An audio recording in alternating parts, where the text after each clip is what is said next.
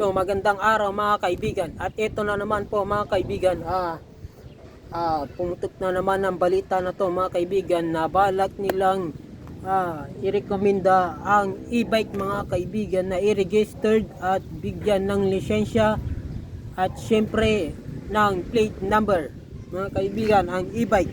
Kung nung una mga kaibigan ang issue nila ay dahil daw mabagal ito sa kalsada, sa highway, kaya gusto nilang iban sa highway ang mga e-bike at e-trike. Sa madaling sabi mga kaibigan, hindi na pwede ang mga e-bike sa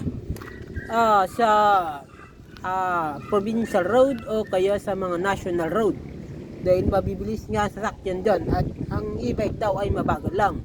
Pangalawa pa sa dahilan kung bakit gusto nilang iban ang e-bike mga kaibigan ay dahil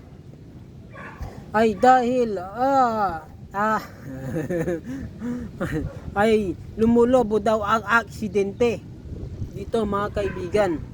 Pero kung atin namang re-reviewin mga kaibigan, sa 100 aksidenteng ating nabalitaan sa kalsada ay wala tayong nabalitaan na e-bike doon, kundi ang mga aksidente madalas mga kaibigan ay puro motor ang involved, mga motor mga kaibigan o kaya mga kotse. So ito mga kaibigan, binalita nga na gusto nilang i-recommenda na ang e-bike mga kaibigan ay i-registered na upang ito ay magamit dahil nga tumataas ang presyo ng gasolina ngayong panahon natin. So ito ba mga kaibigan, ay pabor ba kayo na ang e-bike ay i-registered at magkaroon ng lisensya ang mga driver mga kaibigan? Sa akin lang mga kaibigan, siguro hindi na. Para sa akin hindi kasi ang labas lang yan naman parang pagkakakitaan lang nila.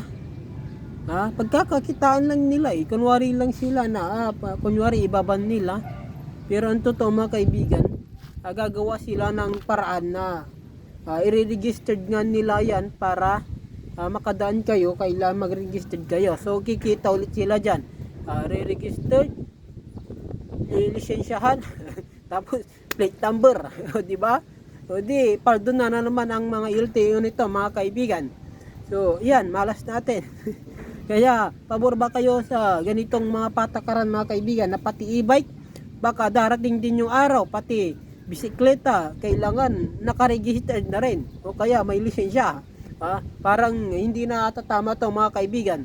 So maganda ba ang suggestion na ito ng LTO dahil nga tumataas ang presyo ng gasolina, makakatipid nga ang mga tao, kaso i-registered mo naman at kailangan mayroong lisensya ang iyong e-bike.